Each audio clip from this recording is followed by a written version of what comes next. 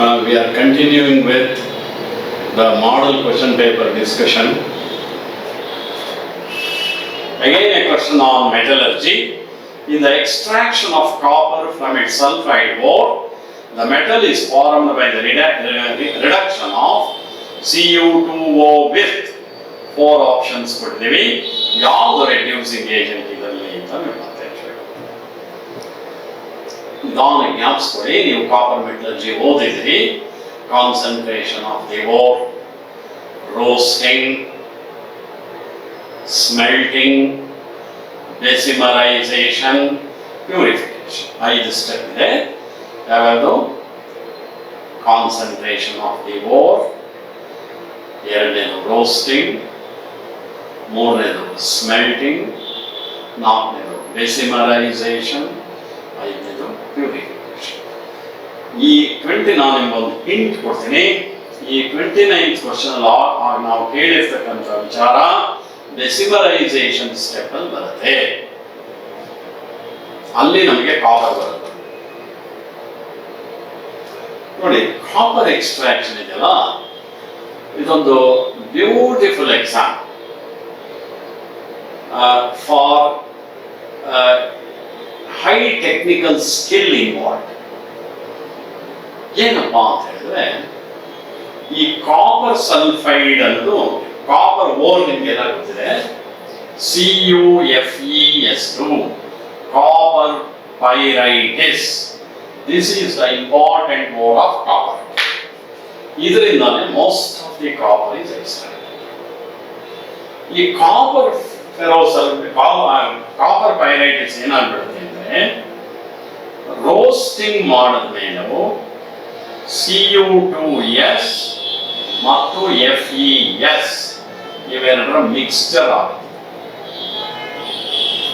Cu2S FeS ಅಂದ್ರೆ cuprous sulphide, ferrous sulphide roasting ಆಗುತ್ತೆ. ಈಗ ನಮ್ಮ ಉದ್ದೇಶ ಫೆರಸ್ ಸಲ್ಫೈಡ್ ನ ತೆಗಿದೆ, ಇದು ಮಾತ್ರ ಉಳ್ಕೊಂಡು ಆಯ್ತಾ. ಈಗ ನಾವೇನ್ ಮಾಡ್ತೀವಿ, ರೋಸ್ಟಿಂಗ್ ಅಲ್ಲಿ ಪುನಃ we heat the ore using a blast of air. ಆಗ most of the ferrous sulphide gets oxidized to ferrous oxide. This ferrous oxide combines with silica to give ferrous silicate.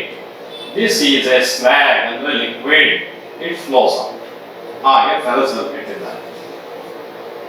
ಏನ್ ಮಾಡ್ತೀವಿ, ಬ್ಲಾಸ್ಟ್ ಯಾವುದು roasting ಅಲ್ಲಿ ferrous sulfide is removed in the form of ferrous silicate slag. ಏನೇ try ಮಾಡಿದ್ರು 100% ಭಾಗ FeS ತೆಗೆಯಕ್ಕಾಗಲ್ಲ. Roasting ಆದಮೇಲೂ ಸ್ವಲ್ಪ ಫೆರಸ್ ಸಲ್ಫೈಡ್ ಉಳ್ಕೊಂಡೇ ಬಿಟ್ಟಿರುತ್ತೆ, whether you like it or not. So roasting ಆದ್ಮೇಲೆ you get a molten mixture of Cu2S containing small quantity of FeS.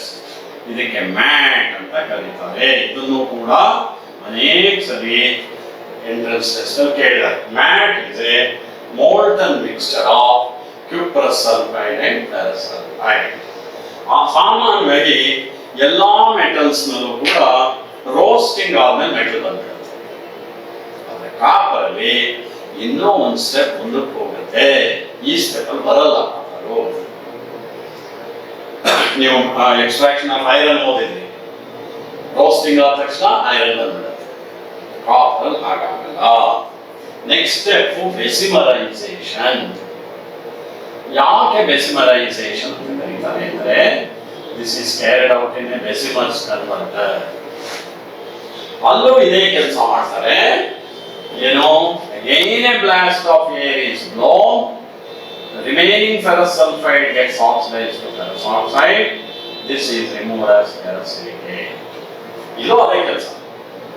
ಉಳ್ಕೊಂಡಿರೋ ಚೂರು ಪಾರು ಫೆರಸ್ ಸಲ್ಫೈಡ್ ಕೂಡ ಫೆರಸ್ ಸಿಲಿಕೇಟ್ ಸ್ಲ್ಯಾಗ್ ಆಗಿ ಹೊರಟೋಗುತ್ತೆ. ಎಲ್ಲಿವರೆಗೆ ಫೆರಸ್ ಸಲ್ಫೈಡ್ ಇರುತ್ತೋ ಅಲ್ಲಿವರೆಗೂ ಕ್ಯುಪ್ರಸ್ ಸಲ್ಫೈಡ್ ಕ್ವೈಟ್ ಆಗಿರುತ್ತೆ. ಏನು, as long as ferrous sulfide remains. Nothing will happen to cuprous sulfide because cuprous sulfide is more stable sulfide than ferrous sulfide. ಈ ferrous sulfide ಪೂರ ತೆಗೆದ್ರೆ ಮಾತ್ರ ಇದು ನೀವು ಮಾಡೋ ರಿಯಾಕ್ಷನ್ಗೆ ಸ್ಪಂದಿಸುತ್ತೆ. ಎಸ್, ಸೊ ಈಗೆಲ್ಲ ಫೆರಸ್ ಸಲ್ಫೈಡ್ ತೆಗೆದ ಮೇಲೆ ಈಗ ಕಾಪರ್ ಸಲ್ಫೈಡ್ ನಿಧಾನವಾಗಿ ರಿಯಾಕ್ಟ್ ಆಗುತ್ತೆ.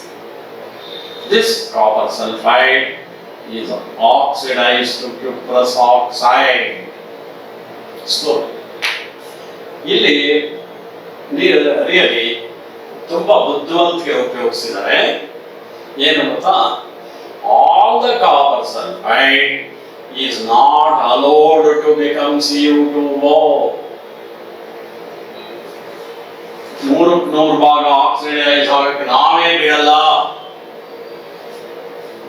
1/3 ಕ್ಯುಪ್ರಸ್ ಸಲ್ಫೈಡ್ ಆಕ್ಸಿಡೈಸ್ ಆದ ತಕ್ಷಣನೇ, 1/3 ಭಾಗ ಆಕ್ಸಿಡೈಸ್ ಆದ ತಕ್ಷಣನೇ ಏರ್ ಸಪ್ಲೈ ಕಟ್ ಮಾಡಿಬಿಡ್ತಾರೆ.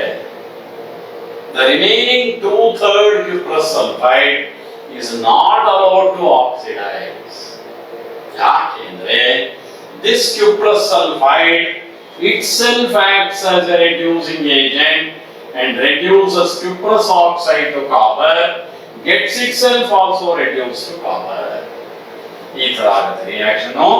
Cu2s plus 2Cu2O gives 6Cu plus SO2. ಆ ರೀತಿ ಬರುತ್ತೆ.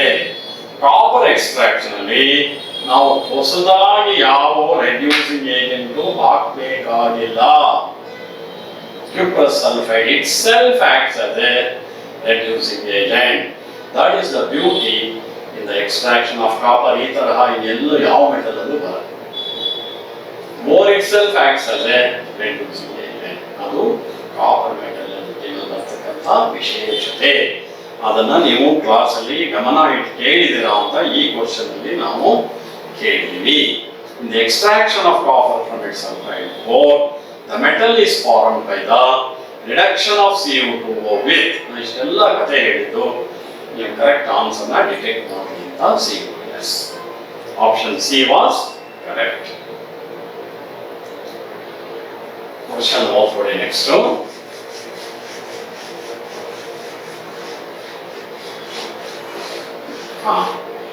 This is a question from chemical bonding chapter of first year. First PUC ನಲ್ಲಿ ಕೆಮಿಕಲ್ ಬಾಂಡಿಂಗ್ ಮಾಡುವಾಗ ಕೆಲವೊಂದು ವಿಚಾರಗಳನ್ನ ಹೇಳಿ. ಯಾವುದೇ ಕೋವೆಲೆಂಟ್ ಮಾಲಿಕ್ಯೂಲ್ಗೆ ಪಿರಮಿಡಲ್ ಸ್ಟ್ರಕ್ಚರ್ ಬರಬೇಕಾದ್ರೆ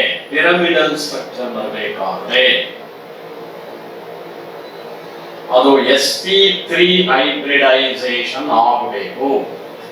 The central atom should undergo sp3 hybridization and should possess one lone pair electrons.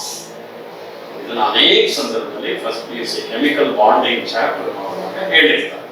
ಏನು, ಒಂದು covalent molecule pyramidal shape ಬರಬೇಕಾದ್ರೆ the central atom must undergo sp3 hybridization and must contain one lone pair electrons. Here one simple example, NH3. ನೋಡಿ, ನಾನು ಹೇಳಿದ method N ನಲ್ಲಿ 5 valence electrons ಇದೆ, hydrogen ಅಲ್ಲಿ 1 ಇರುತ್ತೆ. 1 into 3 3, ಟೋಟಲಿ 8 ಎಲೆಕ್ಟ್ರಾನ್ಸ್ ಬಂದಾಗ 8 ಇಂದ ಡಿವೈಡ್ ಮಾಡಬಾರ್ದು, 2 ಇಂದ ಡಿವೈಡ್ ಮಾಡಿ. ಮೋರ್ ದ್ಯಾನ್ 8 ಬಂದ್ರೆ ಮಾತ್ರ 8 ಇಂದ ಡಿವೈಡ್ ಮಾಡಬೇಕು. 4 ಬರುತ್ತೆ. 4 ಆರ್ಬಿಟಲ್ಸ್ ಇರೋದು sp3 hybridization. Therefore nitrogen undergoes sp3 hybridization. 4 orbital ಬರುತ್ತೆ. 4ರಲ್ಲಿ 3 ಆರ್ಬಿಟಲ್ ಹೈಡ್ರೋಜನ್ ಇಂದ ಫಿಲಪ್ ಆಗುತ್ತೆ. 4ನೇ ಆರ್ಬಿಟಲ್ ಅಲ್ಲಿ ಲೋನ್ ಪೇರ್ ಎಲೆಕ್ಟ್ರಾನ್ಸ್ ಇರುತ್ತೆ. ನಾನು ಹೇಳಿದಂತ ವಿಚಾರನೆಲ್ಲ ಇದು ಸ್ಯಾಟಿಸ್ಫೈ ಮಾಡುತ್ತೆ. sp3 hybridization ಆಗುತ್ತೆ. Central atom has one lone pair electron. Therefore ammonia is a pyramidal molecule. PH, so also PH3, so also PCl3, ಇವೆಲ್ಲ pyramidal molecules.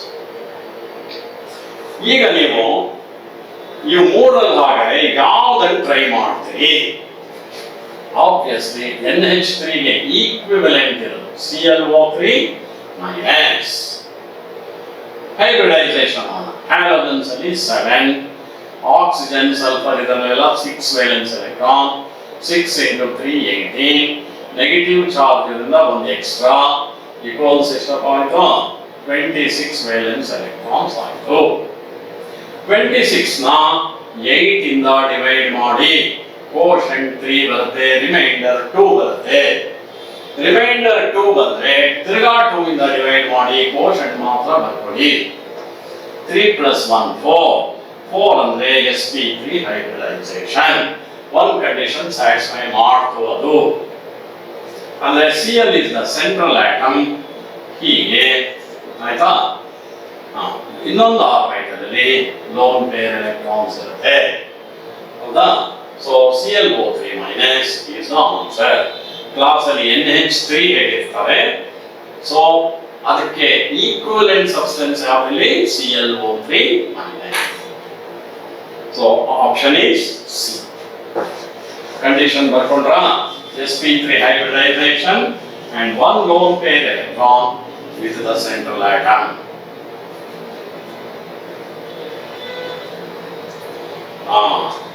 The least basic trihalide of nitrogen.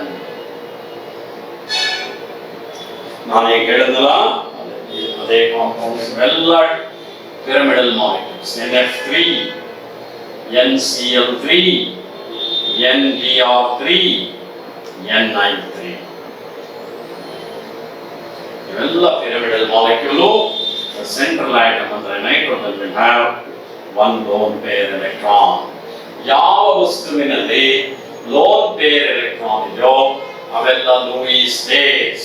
ಇವು 4 Louis basis.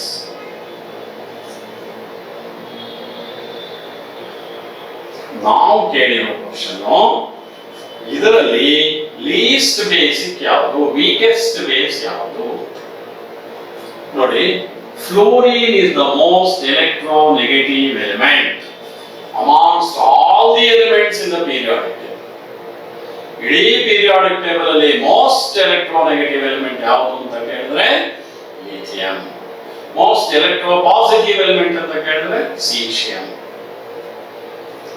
So fluorine is the most electronegative element. Andre it has got a capacity to draw electrons towards itself.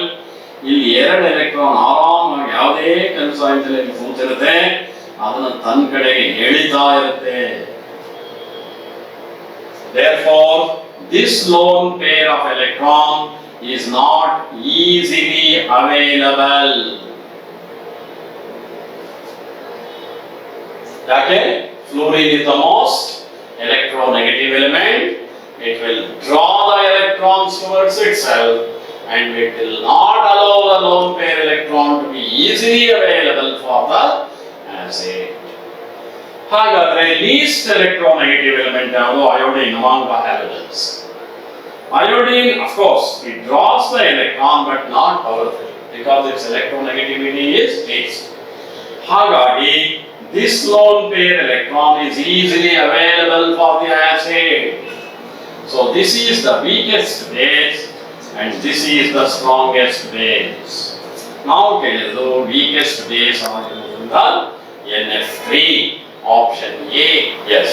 Question number 32 has appeared on the screen. It's an easy question. ಆದರೆ ತಪ್ಪು ಮಾಡೋ chances ತುಂಬಾ ಇರುತ್ತೆ, ಸ್ವಲ್ಪ careful ಆಗಿ ಮಾಡಬೇಕು. ನೀವು ಯಾವುದೇ ಕ್ವಶನ್ ತುಂಬಾ ಈಸಿ ಇದ್ರೂ ಕೂಡ ಟಕ್ ಅಂತ ಆನ್ಸರ್ ಮಾಡಿಬಿಡ್ಬೇಡಿ. 1 ಸೆಕೆಂಡ್ ಯೋಚನೆ ಮಾಡ್ಬಿಟ್ಟು ಮಾಡಿ. Though you are confident, you should not hurry through. ಯಾಕೆ ಗೊತ್ತಾ, ಒಂದೊಂದ್ಸಲಿ question which of the following is incorrect ಅಂತ ಕೇಳಿರ್ತಾರೆ, ನೀವು ಅಬ್ಸರ್ವ್ ಮಾಡಿರಲಿಲ್ಲ. ಕರೆಕ್ಟ್ ಆನ್ಸರ್ಸ್ ನೋಡಿದ ತಕ್ಷಣ ನಮಗೆ we are tempted to mark the answer. ಅದನ್ನ 1 ನಿಮಿಷ ಇವತ್ತು ನಾನು ಕರೆಕ್ಟ್ ಆಗಿ ಮಾಡ್ತಾ ಇದ್ದೀನ, ಕರೆಕ್ಟ್ ಆಗಿ ನೋಡಿ. Which is the incorrect statement for the following ಅಂತ ಕೇಳಿದ್ದೀವಿ. Importance of ozone in atmosphere. Stratosphere ನಲ್ಲಿ ಸುಮಾರು 20 ಕಿಲೋಮೀಟರ್ ಭೂಮಿಯಿಂದ ಮೇಲ್ಭಾಗದಲ್ಲಿ ಒಂದು ಓಝೋನ್ ಲೇಯರ್ ಇದೆ. ಭಗವಂತ ಓಝೋನ್ ಲೇಯರ್ ಇಟ್ಟಿರೋದಕ್ಕೆ ಒಂದು ಕಾರಣ ಇದೆ. So that all the living beings including plants are safe on the earth. Ozone is protecting life on earth. ಯಾಕೆ? ಸನ್ಲೈಟ್ ಅಲ್ಲಿ ಅಲ್ಟ್ರಾವೈಲೆಟ್ ರೇಡಿಯೇಷನ್ ಇರುತ್ತೆ. Ozone layer ultraviolet radiation filter ಮಾಡಿ ultraviolet radiation free sunlight ನ ಭೂಮಿಗೆ ಕಳಿಸುತ್ತೆ. So ನಮಗೆ ತಲುಪೋ ಹೊತ್ತಿಗೆ sunlight ಅಲ್ಲಿ UV rays ಇರಲ್ಲ. UV ರೇಸ್ ಇದ್ರೆ ಸ್ಕಿನ್ ಕ್ಯಾನ್ಸರ್ ಆಗೋ ಚಾನ್ಸಸ್ ಇರುತ್ತೆ. Burns the skin. ಹೌದಾ? ಈಗ ನಾವು ಕೇಳಿದ್ರು ozone absorbs intense ultraviolet radiation of the sun. Correct ಅದು. ಹೌದಾ? ಈ ಓಝೋನ್ ಲೇಯರ್ ನಾವು ಮನುಷ್ಯನ ಚಟುವಟಿಕೆಗಳಿಂದ ಬಿಕಾಸ್ ಆಫ್ ಹ್ಯೂಮನ್ ಆಕ್ಟಿವಿಟೀಸ್ ಈ ಓಝೋನ್ ಲೇಯರ್ ನಾವೇ ಹಾಳು ಮಾಡ್ತಾ ಇದ್ದೀವಿ. ಅದಕ್ಕೆ ಓಝೋನ್ ಹೋಲ್ಸ್ ಅಂತ ಕರೀತಾರೆ. ನ್ಯೂಜಿಲೆಂಡ್ ದೇಶ ಪೋಲಾರ್ ರೀಜನ್ಗೆ ಹತ್ತಿರವಾಗಿರ್ತಕ್ಕಂಥ ದೇಶಗಳಿದೆಯಲ್ಲ, for example New Zealand is nearer to south pole. ಅಲ್ಲಾಗಲೇ ಓಝೋನ್ ಹೋಲ್ಸ್ ಫಾರ್ಮ್ ಆಗಿದೆ.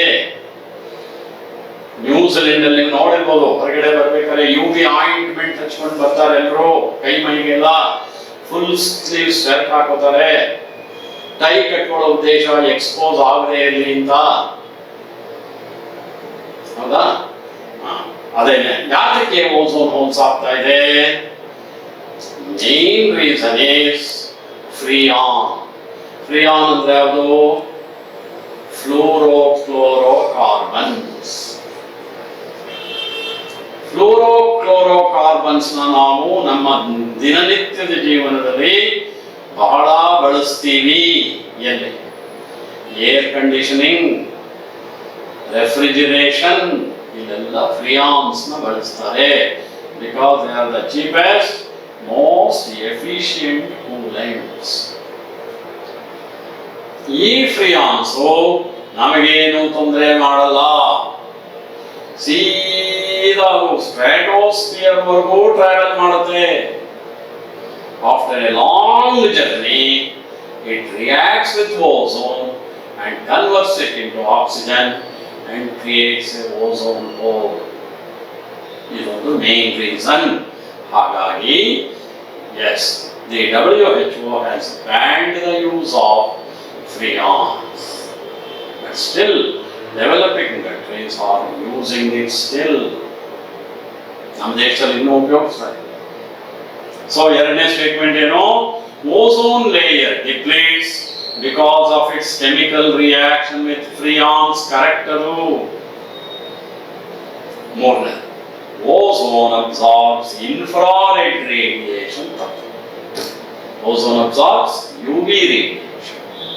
Adanda adu correct answer. Now wrong statement keli. Last, oxides of nitrogen in the atmosphere can cause the depletion of ozone layer. Yes. ನಿಮಗೆ class ಅಲ್ಲೂ ಹೇಳಿರ್ತಾರೆ, environmental chemistry ಮಾಡುವಾಗ supersonic jets ಅಲ್ಲಿ the exhaust ಅಂದ್ರೆ smoke ಬರುತ್ತಲ್ಲ, ಅದರಲ್ಲಿ NO nitric oxide ಇರುತ್ತೆ. Supersonic set flow at a height of more than 12 kilometers above the surface of the earth. They can easily reach ozone layer. Nitric oxide also can react with ozone and convert it into oxygen. Hagagi it will also cause ozone layer. Oxides of nitrogen and freons are the main pollutants which cause ozone holes. Idishtu class alli helirtare, adar mele ee question ide. Idar correct answer ozone absorbs infrared radiation annadu wrong statement. Question number 33. This also we have selected from inorganic chemistry, second year.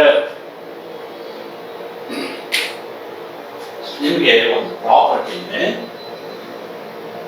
Dichromate solution. Dichromate solution it has a very pleasant color, orange red. ಯಾವುದಾದ್ರೂ important function, chief guest ಯಾರು important ವ್ಯಕ್ತಿಗಳು ಬಂದಾಗ table ಮೇಲೆ ಒಂದು round ಫ್ಲಾಸ್ಕ್ನಲ್ಲಿ coloured solution chemistry department ಅಲ್ಲಿ ಮಾಡಿಟ್ಟಿರ್ತಾರೆ. Beautiful ಅದರಲ್ಲಿ ಡೈಕ್ರೋಮೇಟ್ ಸೊಲ್ಯೂಷನ್ ಅಷ್ಟೇ. It's a very pleasant orange red colour solution. ನೋಡೋದಕ್ಕೆ ತುಂಬಾ ಚೆನ್ನಾಗಿದೆ. ಈ ಡೈಕ್ರೋಮೇಟ್ ಸೊಲ್ಯೂಷನ್ಗೆ ನಾವು ಒಂದೆರಡು ಡ್ರಾಪ್ ಆಲ್ಕಲಿ ಹಾಕಿದ್ರೆ NaOH KOH ಯಾವ್ದಾದ್ರು ಸರ್, ಅದು CrO4 ಕ್ರೋಮೇಟ್ ಆಗುತ್ತೆ. Dichromate becomes chromate. Dichromate is orange red. Chromate is yellow. Alkaline medium ಅಲ್ಲಿ dichromate, orange red colored dichromate gets converted into yellow colored chromate. It's okay, yellow color is not very pleasant, but as pleasant as orange red, it gets colored.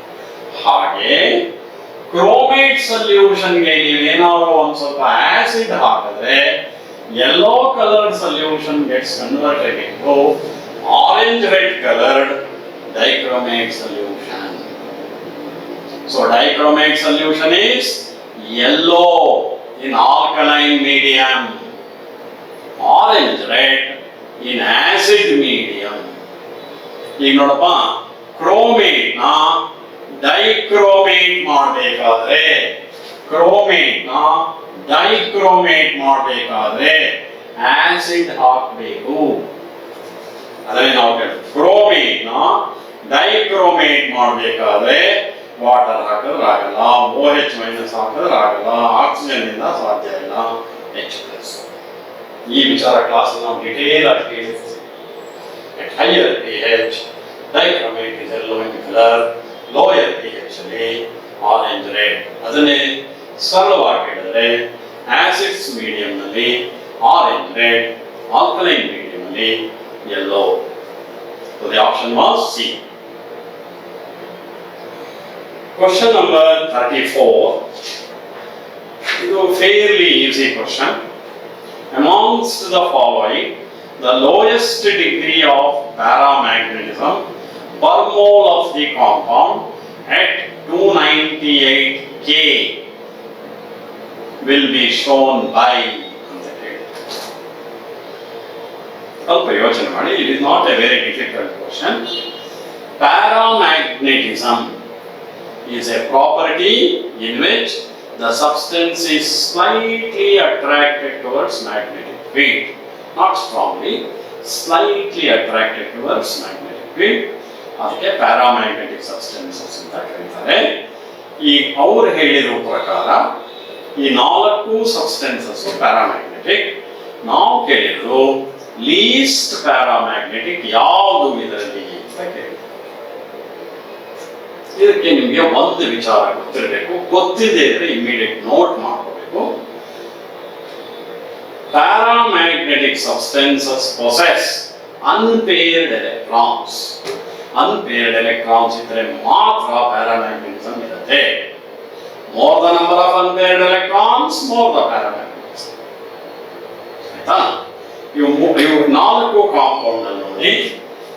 MnSO4 ಅಂದ್ರೆ Mn2+, CuSO4 ಅಂದ್ರೆ Cu2+, FeSO4 ಅಂದ್ರೆ Fe2+, Ni2+. ಇದಕ್ಕೆ atomic numbers ಕೊಟ್ಟಿರಲ್ಲ. ಯಾಕೆ ಅಂದ್ರೆ these are the d block elements from 21 to 30. ನಿಮ್ಮ syllabus ಅಲ್ಲಿ 21 to 30 D block elements ಇದೆ and you are supposed to remember the atomic numbers of d block elements from 21 to 30 ಅನ್ನು detail ಆಗಿ ಮಾಡಿರ್ತಾರೆ. ಎರಡು ಕಡೆ ಮಾಡಿರ್ತಾರೆ, ಒಂದು ಕೋಆರ್ಡಿನೇಷನ್ ಕಾಂಪೌಂಡ್ಸ್, ಇನ್ನೊಂದು D block elements. Manganese is 25th element. 25th element ಅಂದ್ರೆ 3d5 25 ಅಂದ್ರೆ 3d5 4s2 2 ಪ್ಲಸ್ ಅಂದ್ರೆ 4s2 ಇರಲ್ಲ. ಆದ್ರಿಂದ 5 ಅನ್ಪೇರ್ಡ್ ಎಲೆಕ್ಟ್ರಾನ್ಸ್ ಇರುತ್ತಿರಲಿ. ಆಯ್ತಾ? Cu2 ಪ್ಲಸ್ ಅಂದ್ರೆ 29 29 ಅಂದ್ರೆ 3d9 ಅಲ್ಲ 3d10 4s1 2 ಪ್ಲಸ್ ಅಂದ್ರೆ 2 ಎಲೆಕ್ಟ್ರಾನ್ ತೆಗೆದಿದ್ರಿಂದ ಆಗ ಇದು 3d9 ಆಗುತ್ತೆ. 3d9 ಅಂದ್ರೆ 9 ಅನ್ಪೇರ್ಡ್ ಎಲೆಕ್ಟ್ರಾನ್ ತಗೋಬಹುದು, ಯಾವುದಲ್ಲೂ ಇರೋದಿಲ್ಲ 9. 5ಕ್ಕಿಂತ ಜಾಸ್ತಿ ಅಂದ್ರೆ 10 ಮೈನಸ್ ತಗೋಬೇಕು. 10 minus 9 1 unpaired electron. Up to 5 the number of unpaired electrons is also same. Fe2 plus 26 3d6 4s2 4s2 ಇರಲ್ಲ plus 2 ಇರೋದ್ರಿಂದ 3d6 ಅಂದ್ರೆ 10 minus 6 4 unpaired electron. Nickel 28 ಅಂದ್ರೆ 3d8 4s2 4s2 ಇರಲ್ಲ 2 ಪ್ಲಸ್ ಆಗಿರೋದ್ರಿಂದ 10 minus 8 2 5 1 4 2 least is this, therefore this is least paramagnetic.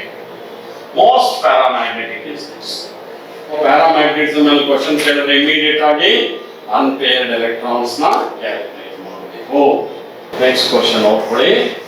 The total number of geometrical and optical isomers for the complex ion dichloro bis ethylene diamine rhodium 3e.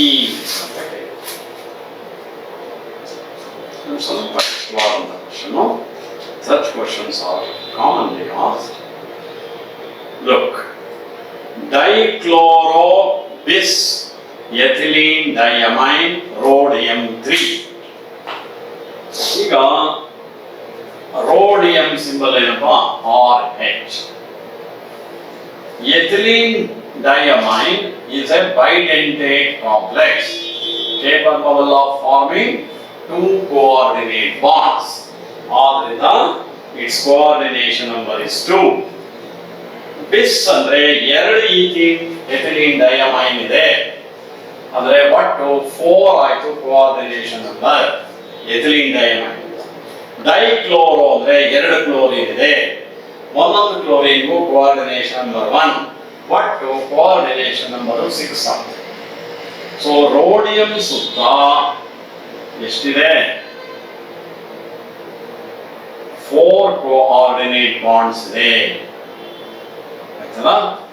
ಇದು ಎರಡರಲ್ಲಿ each en forms 2 coordinate bonds. ಆಯ್ತಾ?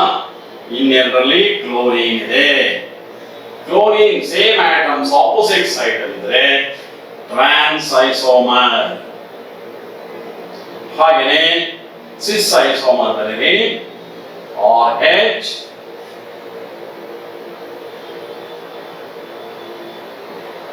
Chlorine atom side by side ಇರುತ್ತೆ, ಇಲ್ಲಿರುತ್ತೆ. This is a cis isomer. ಅಲ್ಲಿಗೆ ಇವೆರಡು geometrical isomers, cis and trans. ಸಾಮಾನ್ಯವಾಗಿ bidentate ligands ಇದ್ರೆ they show optical isomers. ಆದ್ರೆ ಒಂದು ರೂಲ್ ಇದೆ, trans isomer does not exhibit optical isomerism. ಗೊತ್ತಿಲ್ಲದೆ ಇದ್ರೆ ಬರ್ಕೋಬೇಕು. Trans isomer do not exhibit optical isomerism due to the presence of plane of symmetry. Only cis isomer shows optical isomer. ಇದಕ್ಕೆ ಮಾತ್ರ optical isomer ಇರುತ್ತೆ. ಇದು dextro ಅಂತ ತಿಳ್ಕೊಳ್ಳೋಣ. ಲೇವೋ ಬರೀತೀನಿ ನಾನೀಗ. ಇದರ ಮಿರರ್ ಇಮೇಜ್ ಬನ್ನಿ. ಇದರ ಮಿರರ್ ಇಮೇಜ್ ಆಗಿರುತ್ತೆ, ಈ ರೀತಿ ಇರುತ್ತೆ. ಇದು ಲೇವೋ ಐಸೋಮರ್. ಸೊ ಟ್ರಾನ್ಸ್ ಐಸೋಮರ್, ಸಿಸ್ ಐಸೋಮರ್, ಲೇವೋ ಐಸೋಮರ್. ಒಟ್ಟು ಎಷ್ಟು ಐಸೋಮರ್ಸ್ ಆಯಿತು? 3.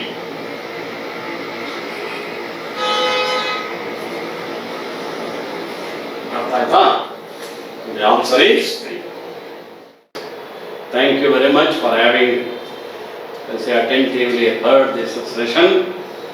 We have got 25 more questions to be discussed. I think we can discuss all those 25 questions in the coming session. Thank you very much.